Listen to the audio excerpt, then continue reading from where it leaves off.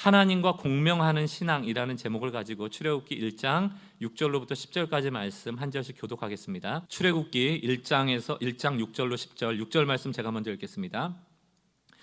요셉과 그의 모든 형제와 그 시대의 사람은 다 죽었고 이스라엘 자손은 생육하고 불어나 번성하고 매우 강하여 온 땅에 가득하게 되었더라. 요셉을 알지 못하는 새 왕이 일어나 애굽을 다스리더니 그가 그 백성에게 이르되 이 백성 이스라엘 자손이 우리보다 많고 강하도다. 함께 읽습니다. 자, 우리가 그들에게 대하여 지혜롭게 하자. 두렵건대 그들이 더 많게 되면 전쟁이 일어날 때에 우리 대적과 합하여 우리와 싸우고 이 땅에서 나갈까 하노라 하고. 아멘. 먼저 공명하는 신앙이니까 공명에 대한 이야기를 잠깐 하겠습니다. 여러분들이 이제 유리잔 같은 거 있잖아요. 유리잔을 손에 좀 물을 묻혀갖고 이렇게 주변을 빙글빙글 돌리면 소리가 납니다. 윙 소리가 나요. 그 소리가 왜냐 하면 이 유리잔이 떨려서 소리가 나는 거거든요. 모든 물체에는 이 떨림이 있습니다. 그리고 그 각 물체마다 떨리는 주파수가 달라요. 이게 자기만의 고유한 주파수인데 제가 이제 어떤 실험하는 걸 보니까 유리잔을 이렇게 돌리니까 윙 소리가 나는데 그걸 기계로 측정해 보니까 740Hz 정도 나오더라고요. 여기서 헤르츠라는 개념은 740Hz다라고 하면 1초에 740번이 떨린다는 얘기예요. 이렇게 주파수가 울림이 있다는 얘기입니다. 그러니까 그 유리잔이 740번 1초에 떨리는 소리가 윙 소리로 들리는 거예요. 그럼 여러분 이 유리잔을 딱 놓고요, 외부에서 740Hz의 소리를 이 와인잔이든 유리잔에 자극을 가하잖아요. 어떤 일정한 크기로. 그러면 이 와인잔이 그때부터 울리기 시작합니다. 왜냐하면 자기가 가지고 있는 고유한 떨림이기 때문에 그래요. 그럼 막 떨리다가 이 외부에서 가하는 주파수의 크기가 커지면 어느 순간인가 잔이 짱 하고 깨져버려요. 이게 공명현상입니다. 정리해보면 공명현상이라는 건 뭐냐면 외부에서 어떤 물체의 고유한 주파수로 떨림을 주면 그 떨림에 이 물체가 반응하여 울리기 시작하는 현상, 그게 공명이에요. 최근에 어떤 물리학자가 떨림과 울림 이런 책을 썼더라고요. 그 내용도 비슷합니다. 온 우주의 사물들에게는 각자 고유한 떨림이 있고 그 떨림은 서로에게 영향을 주어 울림을 만들어낸다, 그 얘기예요. 그러면서 이런 참 의미 있는 글을 적었더라고요. 제가 한번 읽어보겠습니다. 인간은 울림이다. 우리는 주변에 존재하는 수많은 떨림에 울림으로 반응한다. 여러분 누가 막 욕하면 싫죠. 그게 이제 그 떨림에 울림으로 반응하는 거예요. 누가 참 칭찬해주면 좋죠. 이렇게 인간은 상호작용하고 있고 서로 관계적으로 살아가고 있다. 인간관계에서도 이런 공명이라는 현상이 일어난다는 거예요. 영적으로 똑같습니다. 영적으로도 공명이 있어요. 뭐겠습니까? 하나님의 주파수에 내가 맞추고 있는가? 하나님께 내가 반응하여 어떤 울림이 있는가? 아니면 세상에서 좋다라고 하는 세상의 가치관, 아주 요약해보면 영어 단어로 사피라고 할 수 있습니다. 프레저, 쾌락, 여기 늘 관심 갖고 거기에 공명하고 일희일비하는가? 혹은 파워, 뭐 권력이라든가 프레스티지, 명예라든가 아니면 프로퍼티, 돈이라든가 여기에 주파수를 맞춰서 좀 있으면 막 울림이 있다가 없으면 막 쪼그라들었다가 일희일비하는 거, 그런 공명만 우리가 추구하며 살아가고 있는 것은 아닌가? 문제는 이런 세상적인 것이 필요 없다는 얘기 아니에요. 그러나 하나님 없이 이런 것들을 추구하다가는 결코 우리의 삶이 행복해질 수 없다. 이게 이제 문제인 것이죠. 더 큰 문제는 이런 네 가지에 공명하다 보면 하나님과는 공명을 일으킬 수가 없어요. 왜? 하나님의 주파수는 세상의 주파수와 다릅니다. 예를 들어 이 유리잔이 740Hz, 1초에 740번의 떨림이 와야지 울려지는데 이 유리잔을 향해서 400번, 500번, 400Hz, 500Hz, 200Hz, 1000Hz 아무리 쏴도 전혀 울리질 않아요. 우리가 세상에 공명이 되어 있는 한 하나님께서 주시는 공명으로 울리는 삶이라는 게 있을 수 없다는 것입니다. 히브리서 4장 12절은 하나님의 말씀은 살았고 운동력이 있다, 이렇게 되어 있습니다. 그게 뭡니까? 떨림으로 우리에게 다가온다는 거예요. 살아서 우리에게 다가온다는 것입니다. 그렇다면 우린 결정해야 되죠. 그 하나님의 떨림에 반응하여 공명을 일으킬 것인가? 아니면 그냥 무시하고 살아갈 것인가? 그 주파수에 공명하며 살아가는 인생이 있다는 겁니다. 베드로전서 4장 11절을 보니까 이렇게 돼 있어요. 만일 누가 말하려면 하나님의 말씀을 하는 것 같이 하고, 그러니까 우리는 입만 열면 자기 자랑하고 입만 열면 남 험담하고, 그건 하나님의 말씀과 무관한 것이죠.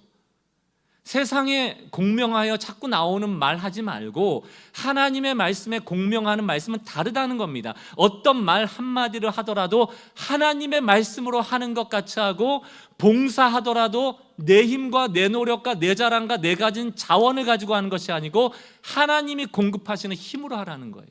왜? 뒤에 이유가 나와 있습니다. 이는 범사에 예수 그리스도로 말미암아 하나님이 영광 받으시도록 하려 함이라. 그에게 영광과 권능이 세세 무궁하도록 있느니라. 아멘. 성경은 끊임없이 하나님 말씀 앞에 공명하라는 도전을 우리에게 던지고 있습니다. 다윗과 같은 사람, 하나님이 뭐라고 평가하십니까? 내 마음에 맞았다, 내 마음에 합했다, 이런 칭찬 듣는 인생이 되라는 것입니다. 사랑하는 성도 여러분, 한번 돌아보세요. 요즘 어디에 공명돼서 일희일비하고 계십니까? 조금 이걸 쉽게 표현하면 울림이 있는 인생이라는 건 다른 게 아니고 하나님 생각하고 하나님 바라보고 하나님을 소망으로 삼고 좀 가슴 뛰는 일이 있냐고요. 내 심장이 요동하는, 좀 소망을 가지고 한번 이거 해봐야겠다, 벅찬 마음으로 살아가는, 그게 뭐냐고요. 뭐에 관심 가질 때 그런 가슴 뛰는 것이 있냐라고 스스로 질문할 필요가 있다는 것입니다. 만약에 하나님, 예수님, 성령님, 성경, 교회, 예배 이런 걸 아무리 들어도 가슴 뛰는 일이 없다면 뭔가 주파수가 어그러진 거예요. 핀트가 안 맞고 있는 거예요. 저는 당분간 주일에 출애굽기를 살펴보면서 좀 이 하나님과 공명하는 신앙이 회복되어지기를 원합니다. 그런 은혜가 우리 교회 가운데, 우리 성도님 가운데 주어지기를 주의 이름으로 축원합니다. 출애굽기는 너무 잘 아실 거예요. 창세기 다음에 나오는 이야기고 창세기의 속편이다라고 별명 붙여진 책입니다.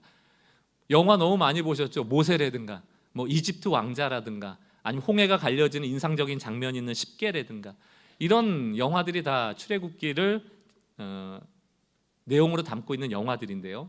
이제 그런 영화들 보다 보니까 모세가 주인공이고 또 홍해 갈라지는 기적을 일으키고 막 이런 것들만 우리의 머릿속에 연상될 수가 있는데, 출애굽기에서 전하는 진짜 중요한 메시지를 두 개의 주제로 나눠보자면 이런 겁니다. 하나님께서 애굽의 노예로 살아가는 비참한 삶에서 이스라엘 백성을 해방했다. 이게 이제 첫 번째 중요한 내용이고요. 해방한 사건만 중요한 게 아니고 두 번째가 더 중요해요. 더 나아가서 노예살이하는 별 볼 일 없는 이스라엘 백성을, 그 민족을 우주의 통치자가 되시는 하나님 나라 백성으로 재창조하는 이야기가 출애굽기예요. 재창조. 이게 너무너무 중요합니다.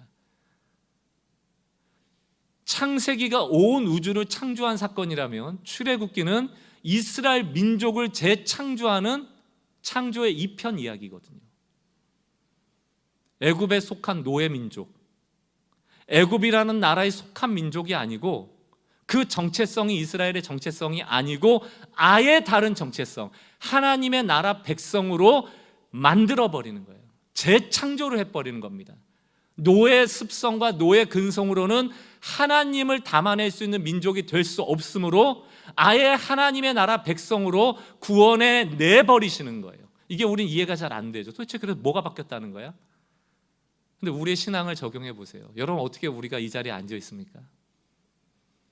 우리가 예수 믿어서 하나님의 자녀된 이 은혜라는 게 어떻게 일어났습니까? 특별히 성경에서 우리를 향하여 거듭났다라고 표현하는 것이 어떻게 가능하죠? 거듭났다는 게 뭡니까?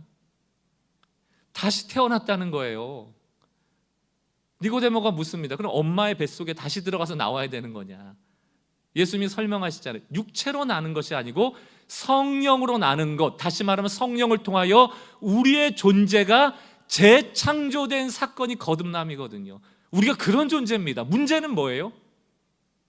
우리 스스로가 예수 믿기 전과 후의 나를 동일하게 놓고 생각한다는 것. 여기서 모든 문제가 발생되는 거예요. 내가 거듭남으로 재창조된 존재라는 것을 인식하지 못하는 것, 그것이 우리의 문제라는 것이죠. 여러분, 거듭났다면, 내가 하나님의 능력으로 재창조됐다면, 하나님이 만드신 걸작품으로 다시금 우리의 존재가 변화됐다면, 우린 대단한 존재거든요. 하나님을 아버지라고 부를 수 있고 그분의 도움을 받을 수 있고 그런 엄청난 존재인데, 과연 이 메시지가 우리의 삶에 어떤 울림으로, 어떤 작용으로, 어떤 반응으로 나오고 있는가를 스스로 자문해 보면 거듭났는지 안 났는지, 거듭나나 마나 별 다른 게 없는 거예요. 세상의 가치관과 전혀 다름없이 살아가는 나의 모습을 볼 때 우리 스스로 참 위축될 때가 많지 않습니까? 하나님은 끊임없이 얘기하시거든요. 뭐라고 말씀하십니까? 너는 하나님의 은혜 가운데 재창조된 하나님이 특별히 여기시는 사람이야. 자녀야. 너의 인생 무너지고 비참하고 깨어져도 내 손 잡으면 언제든지 일어날 수 있어. 나는 너를 새롭게 창조할 수 있어. 우주를 창조했고 이스라엘 민족을 창조했고 너를 다시금 재창조했고 나는 창조하는 하나님이야. 끊임없이 우리에게 떨림으로 다가오시는데 우린 이 말씀이 울림으로 반응되지 않아요. 그럴 때가 많아요. 그리고 자꾸 엉뚱한 데 반응하기를 원할 때가 얼마나 많습니까? 이게 저의 기우일까요? 저의 삶 안에도 그렇거든요. 하나님께 주파수를 맞추지 못할 때가 종종 있거든요.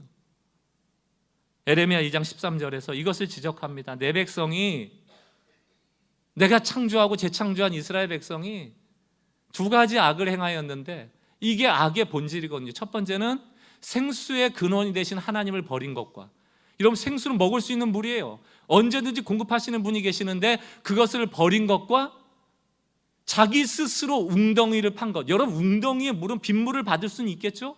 근데 그 물이 하루 지나고 이틀 지나고 3일 지나고 일주일 지나고 한 달이 지나고 1년이 지나면 그 물은 오염되고 먹을 수 없는 물이 되거든요. 그걸 몰라요. 그나마 그 웅덩이는 터진 웅덩이라.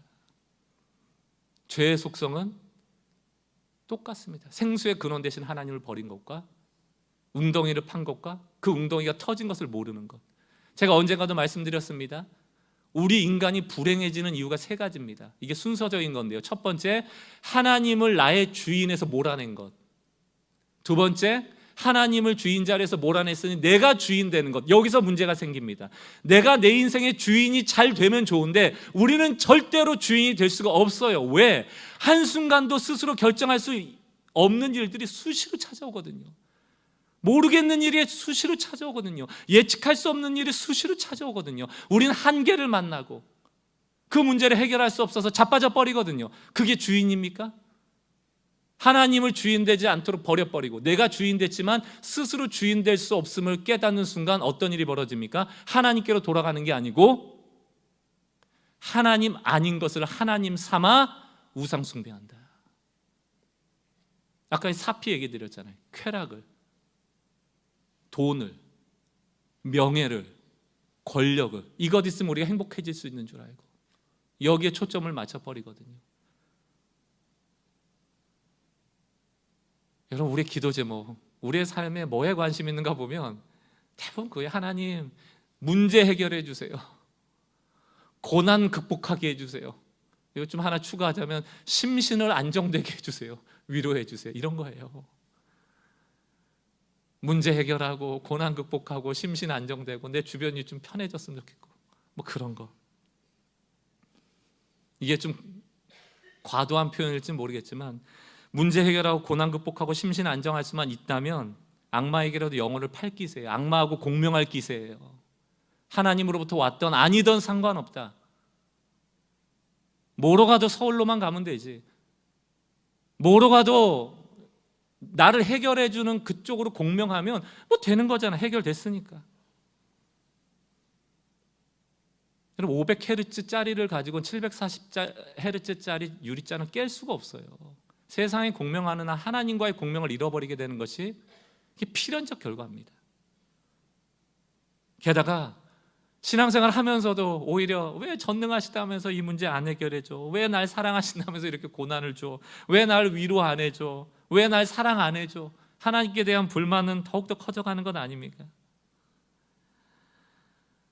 새 창조, 하나님의 나라, 그 나라의 백성이 되어짐, 거듭남, 자녀됨, 이런 거 필요 없어요. 그냥 지금 당장 제가 충족하고 싶은 거 충족해 달라고 요구하는 그 얄팍한 종교인 아닙니까? 이 출애굽기도 똑같은 내용이 나옵니다. 이스라엘 백성들 참 인간이 잘 변화가 안 되는 것 같아요. 바뀌기 어렵다. 참 몸부림쳐야 되는 것 같아요. 출애굽기가 창세기랑 연결은 됩니다. 근데 상황이 180도 바뀌어 있어요. 창세기의 마지막에는 요셉이 애굽의 국무총리로서 이스라엘이라는 백성을 참 잘 돌봐줬습니다. 그러나 시간이 지나서 출애굽기로 넘어오면 요셉을 모르는 왕이 나오기 시작하면서 압제하기 시작해요. 고난과 고통이 찾아오기 시작합니다. 출애굽기 1장 11절을 보니까 뭐라고 해요? 애굽의 바로 왕이 어떤 일을 하는가? 감독들을 그들 위에 이스라엘 백성 위에 세우고 그들에게 이스라엘 백성에게 무거운 짐을 지워 괴롭게 하여 그들에게 바로를 위하여 국고성 비돔과 라암셋을 건축하게 아니라 막 뼈가 부서지도록 일을 시키는 거예요. 이스라엘 백성이요, 그 전까지 그럼 노예가 아니었냐? 여전히 노예였어요. 애굽의 속국이었어요. 그래도 하나님 안 찾습니다. 우리랑 원리가 똑같아요. 우리가 세상에 종속되어 세상과 공명하며 살아가고 세상의 노예처럼 살아가도 우린 그것을 인식하지 못하기 때문에 하나님께로 공명하기를 원하지 않고 하나님께 이 순간을 좀 탈피하게 해달라고, 하나님의 백성답게 거듭난 백성답게 살아가게 해달라고 원하지 않아요. 구하지 않아요. 그저 고난 극복, 문제 해결, 심신안정 그것만 찾습니다. 그러나 극도로 고난이 찾아오면 그제서야 하나님을 찾거든요. 왜 하나님 우리에게 고난 주시는가? 여기에 분명한 이유가 있습니다. 이스라엘 백성이 고난이 극해지자 하나님을 찾습니다. 참 하나님 좋으신 분이에요. 그러게 안 찾다가 고난이 있어서 찾는 거 속이 뻔히 보이잖아요. 못된 거 아닙니까? 나 한 번도 안 찾다가 나 필요할 때 찾는 사람 좋아해요, 여러분들? 안 좋아하잖아요. 지금 그 상황이거든요. 근데 하나님 오세요. 도우세요. 응답하세요. 그들을 구원해내세요. 문제는 그들이 원하는 방식이 아니에요. 여러분, 이스라엘 백성이 하나님께 구할 때, 도와달라고 할 때 뭘 도와달라고 그런 겁니까? 문제 해결, 고난 극복, 심신 안정이라고 그랬잖아요. 이스라엘 백성이 원한 거는 출애굽이 아닙니다. 광야로 나가서 한 번도 안 가본 가나안 땅에 가려고 하는 사람은 아무도 없어요. 이들이 원한 거는 노동 강도를 약하게 해달라. 아니 그래도 좀 시간도 있고 몸이 좀 이게 살아나야지 나도 사는 거지. 노동 강도를 좀 약하게 해서 지금까지 애굽 땅에서 잘 살아왔거든요. 그러니까 이전처럼만 되면 여기서 정착해서 지금 잘 살고 있고 집도 있고 자녀들도 있고 지금 살아왔던 환경 속에 살아가고 거기다 애굽이 강대국이니까 우리도 보호해주고 잘 살았단 말이에요. 그러니까 하나님 안 찾았죠. 극한 고난이 오니까 이 극한 고난을 적당한 고난으로, 내가 감당할 만한 고난으로 바꿔달라는 기도였거든요. 근데 하나님은 어떻게 하세요? 이스라엘 백성을 애굽에서부터 끌어내 주시는 거예요. 이것도 재밌어요. 저라면, 제가 하나님이라면 왜 이스라엘이 나갑니까? 이스라엘이 강하고 하나님이 전능하다면 누가 나가야 돼요? 애굽을 쫓아내세요. 애굽을 쫓아나고 애굽에 이스라엘이 주인 되었고 나일강의 혜택을 받고 그 비옥한 땅에서 농사짓고 지금까지 살아왔던 땅에서 잘 살면 되는 거 아닙니까? 그런데 하나님은 이스라엘은 상상도 못하고 구하지도 않았던 방법 애굽에서 빼내시는 거예요. 그래서 이스라엘이 불평불만이 많은 거예요. 광야에서 물 없으면, 먹을 거 없으면 뭐라고 합니까? 내가 애굽에서 노예 생활할 때 얼마나 좋았는데, 그 얘기하는 거거든요. 주파수가 안 맞아요. 하나님은 지금 여기서 먹고 살만한 상황 만들어주려고 나타나신 게 아니고 태초로부터 지금까지 하나님이 꿈꾸시는 꿈이 있거든요. 비전이 있거든요. 그 비전으로 이스라엘 백성과 공명하기 원하시는 거예요. 그런데 우리는 늘 나 중심입니다. 우리가 잘 보세요. 성경 볼 때, 기도할 때, 여러분들 어떤 일이 생겼을 때 이 일이 왜 생겼지? 이런 나의 삶을 해석할 때 우린 늘 아이가 중요해요. 나. 에고가 너무 중요해요. 그래서 무슨 생각을 합니까? 하나님이 나에게 이번에 어떤 일을 하실까? 하나님이 나에게 뭘 주실까? 나를 위해 하나님이 존재하는 양 뻔뻔하게 신앙생활할 때가 너무 많아요. 여러분을 위해서 하나님이 존재하시는 거예요? 여러분한테 뭐 주고 어떻게 만들어주고 여러분의 비전을 성취시켜주고 그걸 위하여 진이의 램프와 같이 하나님이 나타나셔서 여러분을 도우려고 존재하시는 겁니까? 성령이 이 땅 가운데 임재하신 이유가 여러분의 그 작고 작은 비전, 여러분의 그 자녀들 복주고 이런 것 때문에 이 땅 가운데 여전히 머물고 계시는 거예요? 우리의 질문을 바꿔야 돼요. 여러분, 올바른 질문을 할 때 비로소 올바른 답이 나오는 건데 우린 끊임없이 하나님 뭐 주실 거예요? 어떻게 하실 거예요? 앞으로 뭐 하실 거예요? 나를 위해서? 라는 질문을 끊임없이 쏟아놓기 때문에 올바른 답을 못 받는 거예요. 하나님과 공명이 안 되는 겁니다. 질문을 바꾸셔야 돼요. 한 주 동안 연습해 보십시오. 이 습관이 여러분의 인생을 끌어가는 놀라운 질문이 되길 바라요. 질문 어떻게 바꿔야 됩니까? 하나님, 고난이 있어요. 지금 어려움이 있어요. 이 상황을 통해서 혹은 나를 통하여 내 자녀를 통하여 이 교회를 통하여 우리를 통하여 하나님 이루고 싶은 게 무엇입니까? 하나님 도대체 뭐 하고 싶으세요? 하나님 어떻게 영광 받고 싶으세요? 이 부부싸움을 통하여서 하나님 이 가정에 이루고 싶은 게 뭐예요? 그거 물어보셔야 돼요.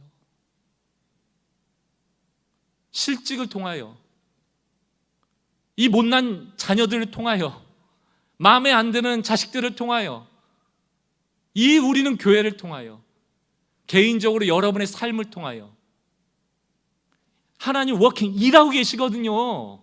여러분을 통하여 일하고 계시고 왜 일하시겠어요? 뭔가 하고 싶은 거예요. 뭔가 이루고 싶은 거예요.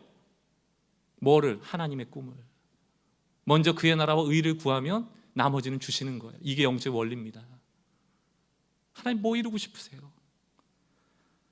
하나님은 단 한순간도 태초로부터 요한계시록에 있는 성경의 내용 그리고 지금까지도 그 꿈이 변한 적이 없습니다. 하나님은 주파수를 바꾸지 않아요. 그래서 하나님은 신실하신 겁니다. 문제는 우리가 그 신실하심에 맞추질 못하고 있어요. 우리 손바닥 뒤집듯이 문제만 해결해 준다면, 고난을 극복시켜 준다면, 내 심신에 편안만 준다면 우린 바꿔버리거든요. 그러니까 여러분, 문제가 해결돼도요 이게 어디로부터 해결된지를 몰라요. 하도 주파수를 많이 바꾸니까.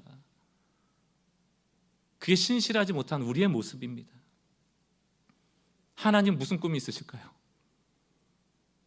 더 많은 사람이 예수 믿는 겁니다. 이 세상이 깨어지고 부서지고 뉴스에 영화를 유기하는 사건들이 일어나는 이 인간성이 말살된 이 시대 속에 문제가 뭐라고 생각하세요? 그건 예수를 모르는, 그리고 그것이 죄라는 것을 인지하지 못하는 죄의 문제이고 하나님의 통치 가운데 잊지 못한 문제들이 세상의 증상들로 나오는 겁니다. 늘 세상은 비참해 왔지만 사람들은 수많은 방법으로 그것들을 이겨보려고 했지만, 여러분 뉴스를 칠 때 단 한순간도 문제 없었던 날이 있습니까? 점점 증폭되어져 커나가고 있죠. 그들은 왜 이것이 문제이고 어떻게 구원받는지를 몰라요. 특별히 믿지 않는 사람들은 모릅니다. 믿는 사람들조차도 예수가 대안이고 소망인 것을 고백하지 않은 이때 하나님은 비전을 주시는 거예요. 아니다, 예수가 소망이다, 교회가 소망이다, 너희가 소망이다. 나는 너희와 함께 그 꿈을 이루기를 원해. 그 영혼들이 예수 알기를 원해. 그것이 구원이고 대안인 것을 알기 원해. 그 부탁을 한순간도 쉬지 않으셨어요. 끊임없이 우리에게 떨림으로 메시지를 보내셨어요. 우리가 무시했죠. 우리가 안 받죠. 거기에 울리질 않았죠. 창세기 3장 15절을 보실까요? 내가 너로 여자와 원수가 되게 하고 내 후손도 여자의 후손과 원수가 되게 하리니 여자의 후손은 내 머리. 이게 뱀에 대한 얘기입니다. 인간을 타락시켰던 내 머리를 상하게 할 것이요 너는 그의 발꿈치를 상하게 할 것이라 하고. 여자의 후손이 누굽니까? 예수 그리스도. 인간이 타락했던 첫 순간부터 하나님은 이들을 구원해야겠다는 메시지를 심어주셨는데 그게 누굽니까? 예수를 통한 구원이고 예수를 통한 새로운 창조예요. 거듭남. 하나님의 나라라는 그 백성 삼아주심. 이 꿈을 꾸고 계시거든요. 인간의 역사는 하나님의 구원의 역사고 성경 역시 하나님의 구원의 역사입니다.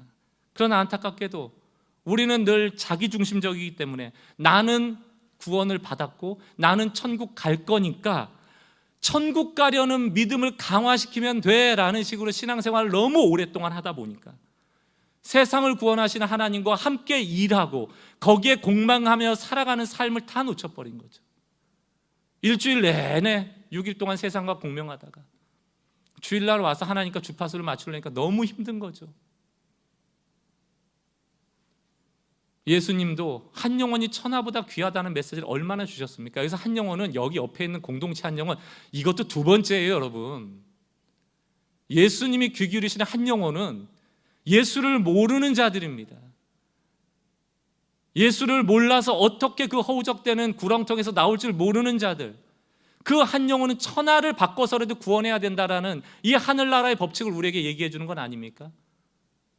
얼마나 큰 대가 지불이에요. 천하와 한 영혼을 바꿔야 되겠대요. 그뿐입니까? 천하를 만드신 하나님이 인간이 되어 죽으심으로 그 한 영혼과 바꾸시잖아요. 우리의 문제는 한 영혼을 이용해서 천하를 사려는 그 욕심이 우리의 문제 아닙니까? 한 영혼이 귀해 보이질 않는 거예요. 왜? 하나님과 공명이 일어나질 않으니까. 출애굽기에도 내내 이 하나님의 비전이 이어지는 겁니다. 모세를 부르시죠. 우린 모세라는 인물을 생각하면은 모세가 어떻게 해서 하나님께 뭘 받았지? 우리 자녀도 모세처럼 키워야지. 그 메시지는 다 뭡니까? 1등 지도자 앞에 서서 마이크 잡고. 모세를 왜 세우셨습니까? 여러분 모세 연구하셔가지고 하나님께 복받는 비결 한번 찾아보세요. 안 나와요. 40년 동안 애굽의 왕자로 살다가 사람 하나 때려 죽이고 아무도 모르는 장인의 이드로 장인의 광야 가서 40년 동안 양쳤습니다. 80세 늙은이 돼가지고요 아무 소망도 비전도 꿈도 없이 살아갔던 게 모세예요.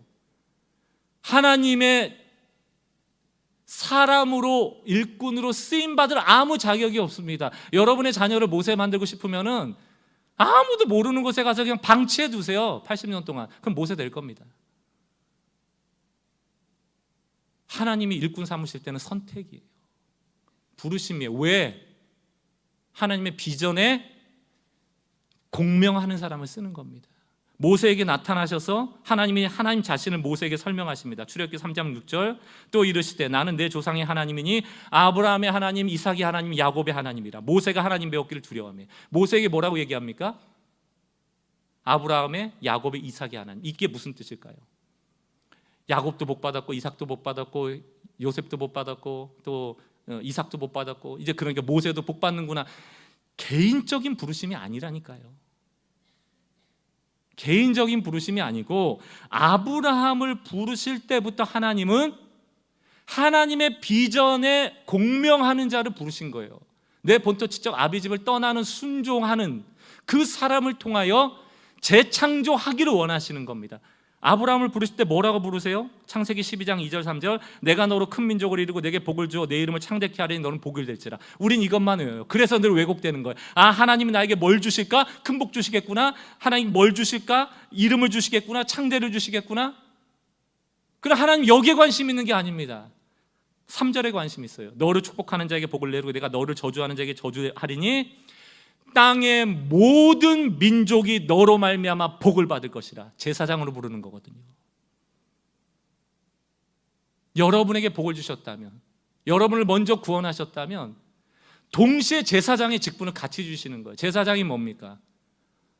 하나님이 주신 복을 통하여 세상에 알려 세상이 하나님을 보도록 하는 거예요. 그게 제사장입니다. 제사장이 원래 뜻이 다리를 놓는 사람들이거든요. 세상과 하나님의 다리가 되는 사람. 누가? 여러분이. 하나님 끊임없이 이 비전을 향하여 우리를 부르시는 거예요. 출애굽기 19장 6절 너희가 내게 대하여 제사장 나라가 되며 거룩한 백성이 되리라. 모세를 통하여 이스라엘에게 하라는 얘기 아닙니까? 출애굽의 중요한 메시지 아닙니까? 나는 애굽 땅에 너희를 살게 할 수도 있어. 애굽을 몰아낼 수도 있어. 단지 노동의 강도를 약하게 해줄 수도 있어. 그러나 나는 그런 하나님이 아니야. 나는 비전과 꿈을 가지고 너희를 인도하고 있어. 너희는 재창조돼야 돼. 거룩한 나라가 돼야 돼. 제사장의 나라가 돼야 돼. 여기에 공명하는 자가 있냐는 거예요. 그걸 요구하시는 겁니다.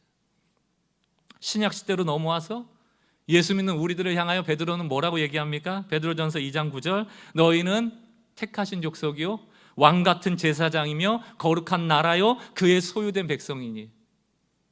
왕 같은 제사장이라니까 왕도 되고 제사장 되고 신분 상승되고 잘 먹고 잘 살겠구나. 높은 위치로 올라갔구나.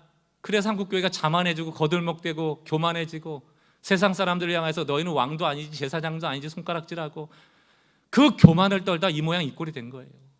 왕 같은 제사장이라는 그 목적이 뭔가가 뒤에 나오잖아요. 이는 너희가 왕 같은 제사장 역할을 하는 이유는 너희를 어두운 데서 불러내. 언제? 차격 없을 때 그 기이한 빛에 들어가게 하신 그 하나님을 아름다운 덕을 모든 사람에게, 온 민족에게, 온 세상에게 선포하려 하심이라. 입 열라는 거예요. 선포하라는 거예요. 그게 우리 모두의 소명이라는 것입니다. 왕 같은 제사장이 뭘까? 왕 같은 제사장이 뭘까? 그 설명을 계시록이 하고 있습니다. 1장 6절. 그의 아버지 하나님을 위하여 우리를 나라와 제사장으로 삼으신, 그의 나라 안에 속한 제사장이라는 뜻이거든요. 여러분, 왕 같은 제사장이란 의미는 하나님을 왕으로 삼고 사는 나라 안에 속한 제사장이라는 뜻이에요. 하나님을 왕으로 삼고 사는 하나님 나라 안에 속한 제사장들. 여러분, 그러면 창세기에서도 하나님은 하나님의 나라를 세워서 구원하고자 하는 비전을 가졌고, 요한계시록에 이르서도 우리를 그 나라와 그 나라의 제사장 삼기를 원하시고 계시다.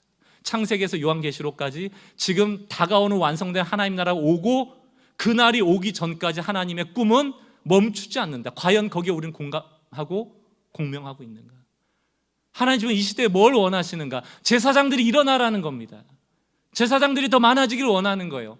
애굽 땅에 머물러서 노동 강도를 낮추고 고난을 극복하고 문제 해결하고 심신의 안정을 찾는 게 아니고, 애굽을 몰아내서 그 나일강의 혜택을 받고 여기서 잘 먹고 잘 사는 게 아니고, 힘들더라도 줄 애굽하여 가나안 땅에서 새 나라로 창조되라는 거예요. 그게 하나님의 꿈입니다. 우리 신앙생활하는 거 그 꿈을 이루어드리려고 하는 거예요. 교회는 제사장들이 모인 모임이다라고 해도 과언이 아닙니다. 제사장들이 모임, 제사장들의 복수형, 그게 교회예요. 우리는 교회라는 이름을 붙였을 때 하나님이 주신 마음이 이거였습니다. 성도 한 분 한 분, 그분들이 복음을 전할 수 있는 역량을 갖추는 그런 성도 됐으면 좋겠다. 저는 공동체도 바라질 않았어요. 한 분 한 분이 한국교회 평균 이상이 되어져서 여러분이 어디를 가든지 복음을 알고 말할 수 있는 사람이 됐으면 좋겠다. 그 꿈 하나였습니다. 저는 조직력도 무슨 시스템을 갖추는 능력도 없어요. 교회는 또 그런 곳이라 생각하지도 않습니다. 제사장의 직분을 받았으면 제사장의 역량을 갖추는 성도가 되어지는 것, 그게 마땅하지 않겠습니까? 그러면서 자꾸 시간이 지나면서 이 정체성이 흐릿해져요. 이 하나님의 비전에 공명하여 가슴 뛰는 일이 자꾸 작아집니다. 오늘 이 설교를 들으면서 얼마나 황당한 분들이 많으실까요? 내 코가 석자고 내 자녀가 석자고 내 삶에 위로받기를 원하고 이 문제를 빨리 해결받기를 원하여서 오늘도 하나님이 나를 도전해 주시고 나를 좀 안아주시고 나를 좀 위로해 주시길 바랬는데, 저 목사님 3개월 만에 와가지고는 뭐 정체도 없는데 하나님의 꿈을 꾸라고. 그게요, 출애굽할 때 애굽에서 나가자, 가나안으로 가자 했을 때 이스라엘 백성이 느꼈던 감정이었을 거예요. 도대체 어디로 가자는 거야? 또 금방 가서 금방 좋은 땅에서 잘 먹고 잘 살 줄 알았겠죠. 오늘 잘 먹고 잘 살자는 얘기가 많이 나오네요. 제가 표현력이 좀 없어서 그렇습니다. 40년 광야길을 헤맵니다. 그 비전을 이해하고 공명하는데 그렇게 오랜 시간이 걸려요. 우리가 그걸 왜 반복해야 됩니까? 여기 청년들 또 청소년들 있으면 잠깐 귀를 닫으세요. 그 나머지 장년들 남은 시간이 많지 않아요, 여러분. 그 전과 좀 다른 신앙생활 해야 되지 않겠습니까? 언제까지 여러분의 꿈을 이루는데 하나님을 이용하겠어요? 여러분의 자녀, 여러분의 가정, 하나님의 비전을 위하여 한 곳을 바라보는 부부가 되어보세요. 복음 전하는 것은 아이들이 듣기도 하지만 자녀들의 삶을 보는 거거든요.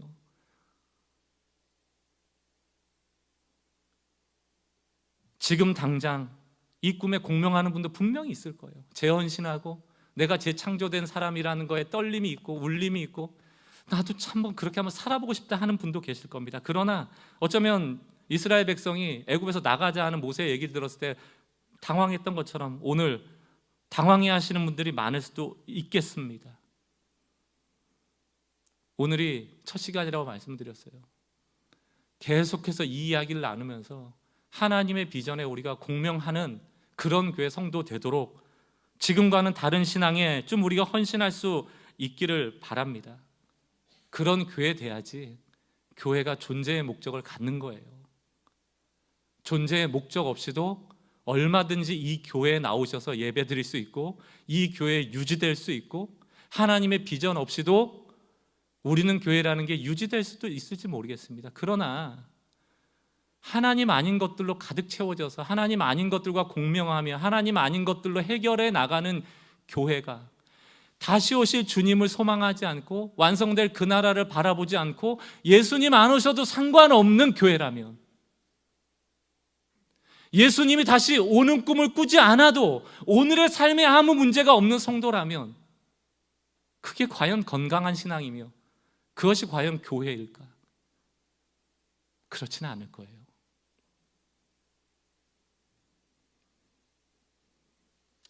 저는 교회가 존재할 목적이 없는데 교회라는 이름이 붙여지는 것을 부끄러워해야 되는, 그게 맞다고 생각합니다.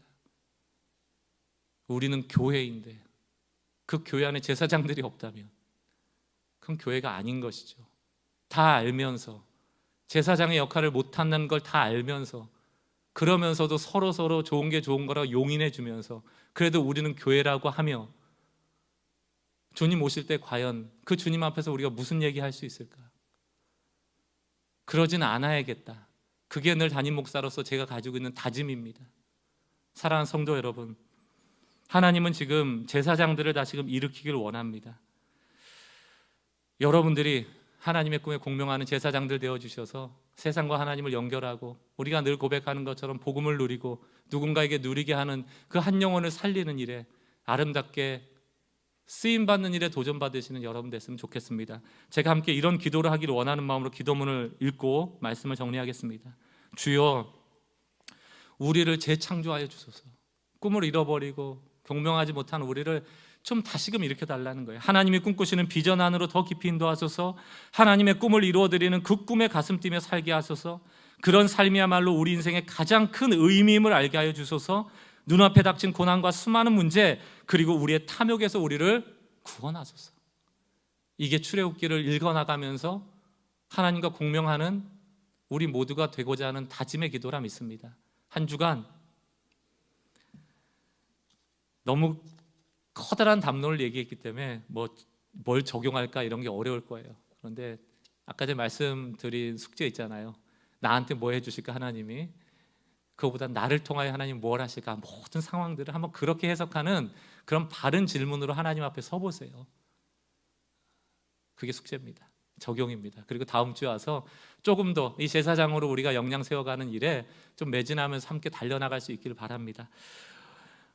우리 이 찬양으로 주님 앞에 나갔으면 좋겠습니다. 시선이라는 찬양인데요, 내게로부터 눈을 들어서 주를 보기 시작하면 그때부터 주님의 일이 보이기 시작하는, 공명이 되는 거죠. 그러나 우리가 자꾸 곁눈질을 하고 있는데 그 곁눈질을 이제 멈추시고 좀 하나님을 중심 있게 쳐다보시면 좋겠어요. 나를 통하여 일하실 하나님, 내 삶은 주의 역사가 되어지는 일, 세상은 주의 나라가 되어지는 일, 이 하나님의 꿈에 함께 공명할 수 있기를 바라며 함께 주님 앞에 찬양하겠습니다. 내게로부터 눈을 들어 주를 보기 시작할 때 주의 일을 보겠네. 내 작은 마음 돌이키사 하늘에 꿈꾸게 하네. 주님을 볼 때 모든 시선을 주님께 드리고. 하나님 살아계십니다. 살아계신 하나님을 느낄 때 내 삶이 주의 역사가 되고 하나님이 일하기 시작한 2절입니다. 성령이 나를 변화시 변화시켜 모든 두려움 사라질 때 주의 일을 보겠네.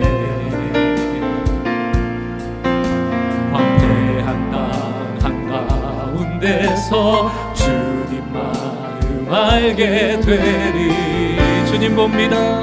주님을 볼 때 모든 시선을 주님께 드리고 전능하신 하나님을 느낄 이 세상은 주의 나라가 되고 하나님이 일하기 시작. 우리 처음부터 다시 한번 고백합시다. 내게로부터 주를 봅니다. 주의 일을 보겠네. 우리의 마음이 너무나도 작습니다. 주님, 내 작은 마음도 하늘의 꿈 주님 봅니다. 2절 가사 고백합시다. 성령님 제 창조의 영이시여 나를 변화시키시는 주님 앞에 우리를 맡겨드립니다. 주의 일을 보내 내 삶이 황폐할지라도 깨어질지라도 황폐한 땅 한가운데서 주님 마음 알게 되리. 아멘. 주님의 꿈을 알게 하여 주십시오. 주님을 볼 때 살아계신 하나님께 모든 시선을 주님께 드리고 살아계신 하나님을 느낄 때 내 삶을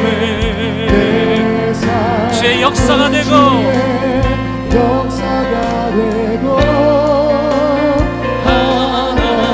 하나님이 전능하신 하나님께 나의 시선을 드립니다. 모든 시선을 주님께 드리고 전능하신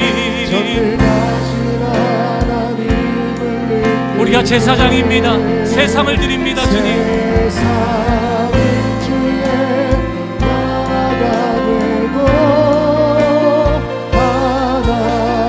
아멘. 다시 한번 선포합시다. 살아계신 하나님 내 삶을 역사하여 주십시오. 모든 시선을 주님께 드리고 살아계신 하나님께 하나님을 느낄 때 내 삶은 주의 역사가 되고 하나님이 전능하신 하나님께 이 세상의 제사장으로 살겠다고 결단합시다. 모든 시선을 주님께 드리고 전능하신 주님 세상은 주의 나라가 되고 하나님이 일하기 시작하네. 이 시간 조용히 눈을 감고 오늘 말씀에 지금 여러분 한번 울림을 하나님 앞에 표해 보세요. 이스라엘 백성이 애굽에서 나가자 할 때 당황한 사람이 적지 않았을 겁니다. 우리가 신앙생활하면서 하나님의 나라와 그 꿈에 관심 갖지 못할 때가 많았기 때문에 이런 내용을 말씀으로 들을 때 어떻게 반응해야 될지에 대해서 참 어려워하는 분들이 많이 계실 거예요. 사랑하는 성도 여러분, 교회 조직에 헌신하라는 얘기가 아니에요. 교회 조직을 위하여 희생하라는 얘기도 아닙니다. 하나님의 나라는 교회와는 달라요. 교회 아니든 바뀌든 완성되는 하나님의 나라가 도래하고 있고 우리는 그 하나님의 나라를 맞이하면서 달려나가면서 도대체 어떻게 살아야 하는가, 무엇이 중요한가, 우리의 삶이 무엇에 공명하며 살아야 하는가에 관심을 가지라는 얘기입니다. 주님은 일하고 계시는데 그 일에 관심 없는 신앙이라는 게 얼마나 얄팍하고 가볍겠냐고요. 여러분이 맞추고 있었던 주파수가 무엇이었는지 점검하시고 나를 사로잡고 있던 내 시선을 곁눈질하게 했던 그 모든 것들을 점검하시고 하나님이 그토록 태초로부터 주님 다시 오실 그날까지 꿈꾸고 계신 비전을 알아들이는 그런 효심 있는 자녀들 되었으면 좋겠습니다. 오늘 조용히 한번 말씀을 정리하시면서 하나님의 임재 가운데 묵상하며 시간을 좀 가졌으면 좋겠습니다.